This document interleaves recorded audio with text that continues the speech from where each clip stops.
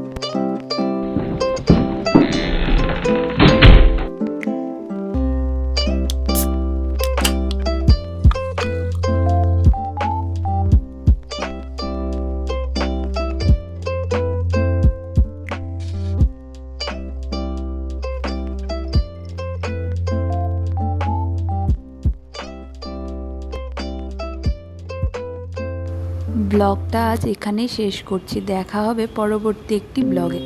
সবাই ভালো থাকবেন।